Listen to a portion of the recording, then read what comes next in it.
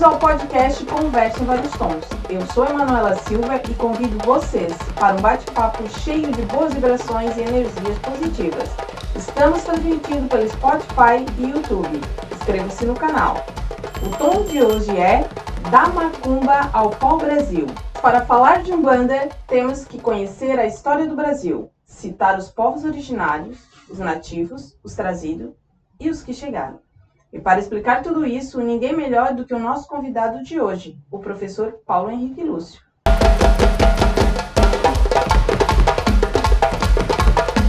Professor de História, mestre em Educação, ex-vereador pelo Partido dos Trabalhadores na cidade de Tubarão. Participou da implantação do Fórum Municipal de Educação, Igualdade e Diversidade Étnico-Racial. Apoia os trabalhos da Pastoral Afro e a Caritas Diocesana na acolhida aos imigrantes. Autor da Lei 4.608, que institui o dia 23 de abril como o Dia dos Cultos aos Orixás e declara como patrimônio imaterial do município de Tubarão os cultos religiosos de matriz africana. E com vocês, Conversa em Vários Tons. Axé para quem é de axé, boa noite para quem é de boa noite. Estamos aqui com o nosso entrevistado, o professor Paulo Henrique Lúcio. Axé, professor. Axé, Manu, axé a todos vocês que nos acompanham, né, que vão nos acompanhar ao vivo, aqueles que vão ver esse programa depois. Axé, Alaninha, companheira Luta, axé, Altomé, nosso técnico, né? E axé a todas as pessoas de boa vontade, né, que lutam por um Brasil, por um mundo melhor, né, que sonham por uma diversidade étnica, cultural, que lutam pela tolerância, né, e em todos os sentidos que a palavra tem. Então, é um prazer, Manu, estar aqui, né, para fazer parte dessa conversa que eu acho genial, né, o Pau-Brasil, a Macumba, né, que é um desafio diante de tanta adversidade contra aqueles que lutam pela diversidade. Então, agora vocês vão saber o porquê deste título. Porque ele é mestre, ele é educador e com a palavra especialista, né? Essa relação, como começou? O trazido, o que veio, o que estava aqui, você sempre usa esse termo e eu gostaria que explicasse para os nossos ouvintes e para os nossos internautas. Então, Manu, eu costumo dizer, sempre faço essa abordagem, que nós somos formados pelo invasor, pelo invadido e pelo trazido, né? O invasor é o europeu, o invadido são os povos originários, os nativos, ou que nós erroneamente chamamos de indígenas, e o trazido somos nós que temos na África como berço de origem, né? Então, por isso que esse meu bordão, né? O trazido, o invadido e o invasor, faz essa tríade, né? Esse tripé da formação de um Brasil diverso. Então, antes da chegada do europeu, você tem os povos originários, né? À medida que os povos europeus foram invadindo, espanhóis, portugueses, holandeses, ingleses, né, trouxeram, né, o homem e a mulher negra que aqui foram escravizados. Então, por isso que eu uso sempre esse tipo de bordão, esse tripé, né? Então, quer dizer, o título do nosso programa, eles tem uma relação, Umbanda, Pau-Brasil, Macumba. Sim, porque até o adjetivo, né, que a gente chama de adjetivo pátrio, né, somos brasileiros, né? Aliás, é até uma curiosidade, nós somos o único povo que tem o seu adjetivo pátrio, o sufixo eiro, né?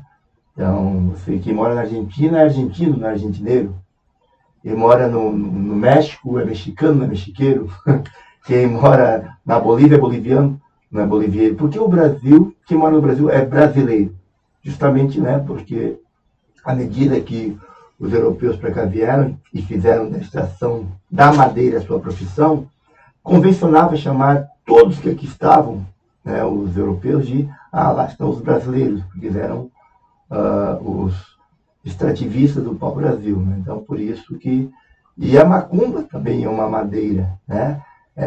Então, quando o negro batia na macumba, né, então chamava o negro macumbeiro. Então, essa questão do pau-brasil à macumba é muito tranquilo fazer essa relação e ela é cabível no sentido de que, né, nós somos, a partir de um povo extrativista, a primeira economia foi que nos deu para o mundo o que era o Brasil, né? E quando os negros para cá foram trazidos na condição de escravo, lembrando que não foram na África pegar escravos, foram pegar homens e mulheres livres que foram tornados escravos, né?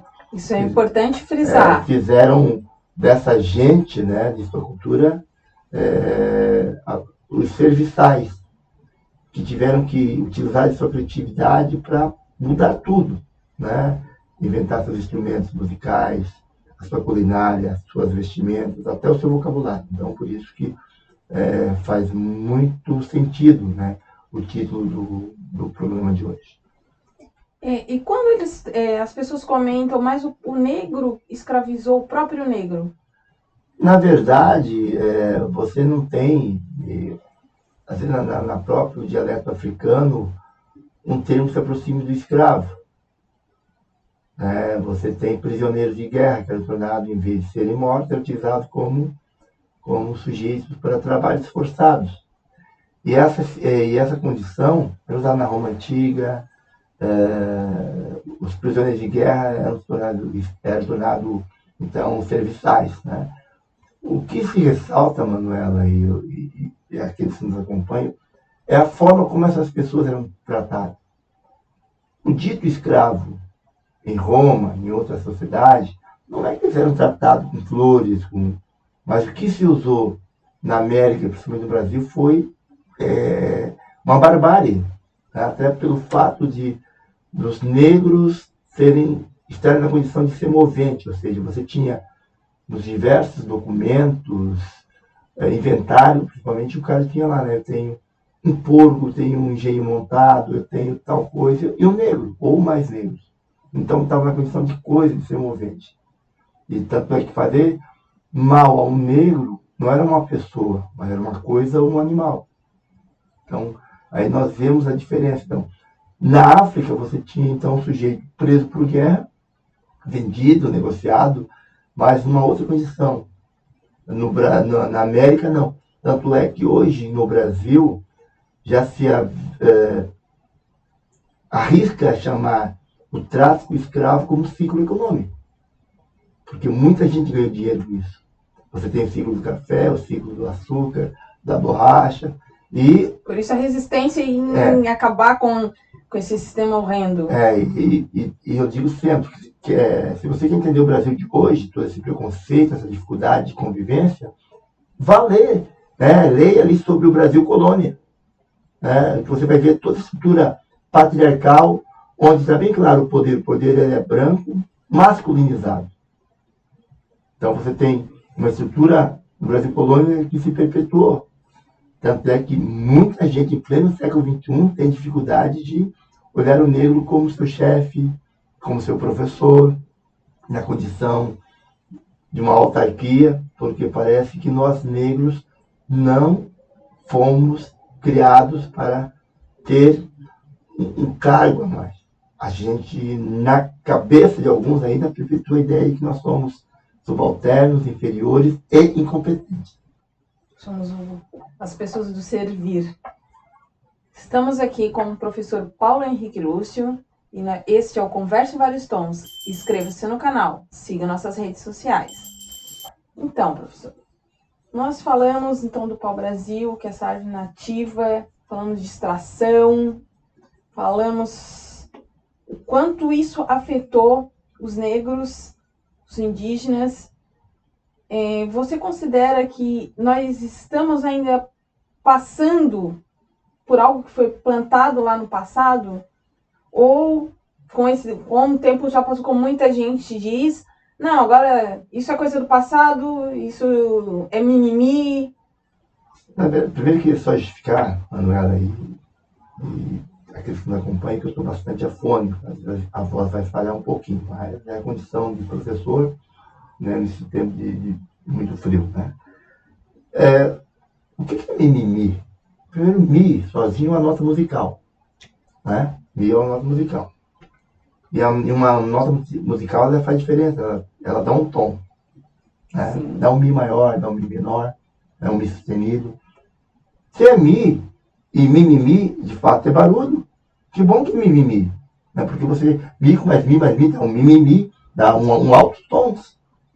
Aí as pessoas, quando falam que isso é mimimi, que bom que mimimi mesmo. Porque é um tom, é uma nota musical muito utilizada e ela está bradando o quê? Para que você, um mi maior está chamando a atenção. Né? E é um mi, é uma nota musical, esse mimimi, que já vai atravessando muitos séculos. Pegando o século XV em diante, o Brasil está cheio de mimimi. O mimimi das senzalas, o mimimi do chicote, do açoite, o mimimi da tortura. Olha, é muito mimimi. De fato, aqueles que dizem que mimimi, eu concordo com mimimi. E porque eles têm que aprender que mimimi é uma nota musical. Mas eles são tão ignorantes que não sabem nem fazer essa relação. Por isso eu estou aqui pormenorizando, que quem sabe cai a ficha, né, hoje, né? Isso é uma consequência histórica, né? Como eu já tinha apontado numa fala anterior, nós somos frutos de processos históricos que não se acabam. Tá aí nossos grupos nativos, né, sofrendo matança em pleno século XXI. Você tem um presidente que diz que 2 pessoas foram mortas porque foram em áreas. Quer dizer, as vítimas são culpadas da sua própria morte, que não tinham nada que ir para lá. Está colocando a culpa nas vítimas e talvez nos índios, nos nativos que os mataram.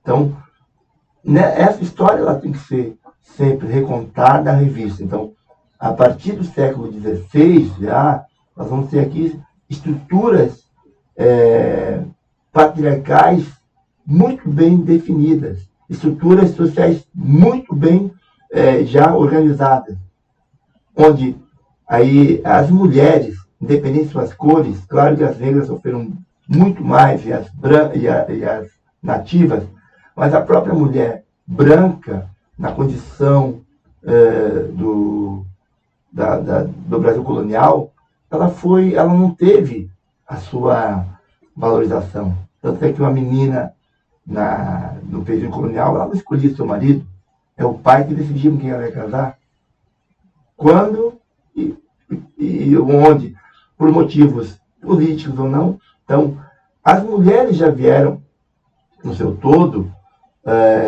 de uma estrutura que as condicionou apenas como um objeto de cama, né, e serviço. Aí eu posso fazer um pulo para o século XXI, pegar o escândalo agora da Caixa Econômica. É quando alguém se avoga ser masculino, ser chefe e sediciar ou manipular uma funcionária, porque ela é mulher, ele é o homem que manda. Usar do seu poder. Abusar da sua autoridade. Da sua autoridade, né? Então você percebe isso. Se você pegar, então, uma menina lá do período colonial, que o pai chegando e, ó, minha filha, esse é teu marido, vai casar tal dia. É como se esse sujeito, hoje, tal presidente da Caixa Econômica, escolhesse alguém para viajar com ele, as mais bonitas, e lá, eu quero isso, eu quero aquilo outro, achando que as mulheres estariam lá seus bel prazer. Então, mudou pouquíssimo essa mentalidade. Aliás, piorou. Entende-se, quando eu olho para o passado, eu tenho que fazer o recorte e compreender a situação. Embora eu não concorde. Mas hoje, no século XXI, já deu tempo para as pessoas aprenderem a respeitar o seu semelhante.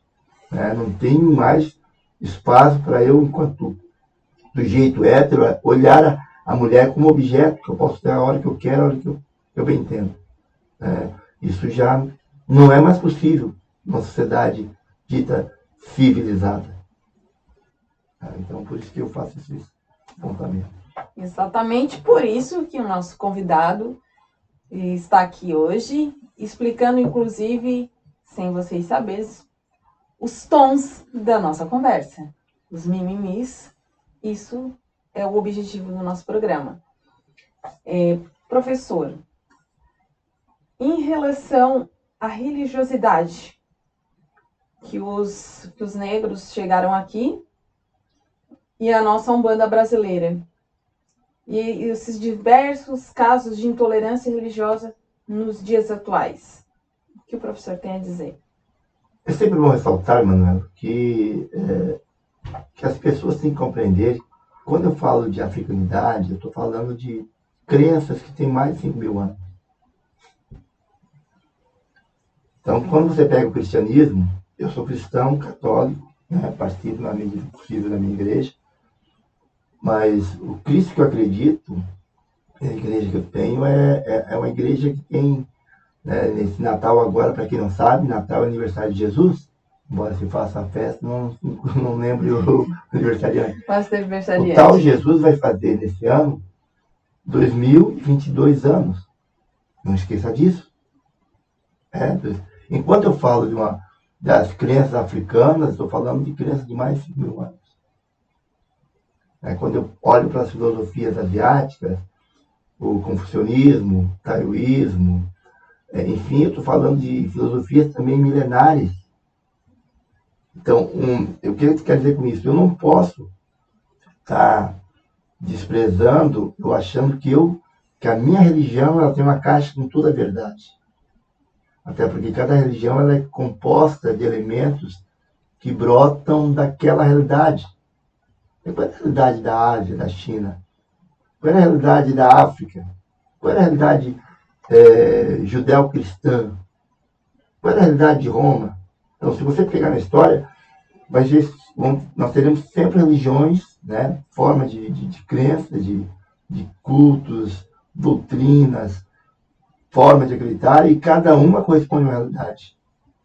Eu não posso ter eu acho assim, muita ousadia quando eu pego e coloco a minha religião como a verdade, a única. Né? Que meu Deus é o verdadeiro, o Deus do outro não é. Então, eu tenho que tomar esse cuidado, porque quando eu falo isso, eu esqueço que as religiões que se aventuraram a dizer que eram as únicas verdadeiras foram as que mais causaram mortes. Daí as cruzadas, daí a matança de inúmeros irmãos nativos, está aí a matança de inúmeros irmãos africanos. Né? Tu pega a noite de São Bartolomeu na França, né? Contra a briga entre protestantes e cristãos. Né? A Irlanda do Norte e a Inglaterra, né? O anglicanismo contra o cristianismo. Então, essas questões a gente tem que pensar muito. Quando eu falo de religião africana, estou falando de uma matriz que chegou ao Brasil e ali teve que se reinventar. Então, os povos que para cá vieram, primeiro já foram misturados nas próprias embarcações. Exatamente. Imagina quantas pessoas de dialetos diferentes tiveram que conviver, se solidarizar para poder sobreviver. E aqui tem que reinventar tudo, como já falei antes, né? Você tem que reinventar vocabulário, a vestimenta, a crença, né? A culinária, tudo isso para compreender por que o destino me trouxe para cá. Se hoje muitas pessoas entram, né? Às vezes quando estão numa depressão ou está num momento baixo, as pessoas sempre, meu Deus, por que eu sofro tanto? Você não faz ideia de se fez essa pergunta? Sim. Ou será que eu tirei, tem o chavão, né? Será que eu tirei pedra na cruz? Ou você se dirige àquele ente que você acredita que é seu Deus. Meu Deus, né? Alá, Jeová. Você não entra num diálogo, você e essa tal entidade, para perguntar, será que eu fiz para sofrer tanto? Agora imagina essa quantidade de pessoas trazidas durante o navio, quanto choro e quantas perguntas. O que é que nós fizemos, Senhor, para estar nesse navio? Né? Buana, né? Ou Olorum, né? Ou quantos negros já eram convertidos ao islamismo, perguntava lá, por que me colocaram nesse navio? Como afirmar que uma crença só é a verdadeira, com Então, tanta diversidade, né?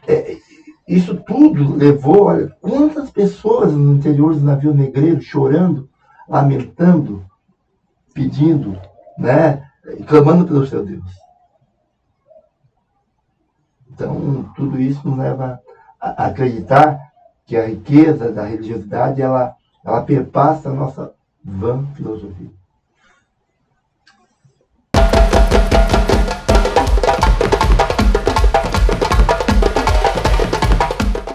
E essa foi a primeira parte da entrevista com o professor Paulo Henrique Lúcio. Confere aí, porque esse bate-papo continua na próxima semana, da Macumba para o Brasil. Conversa em vários tons.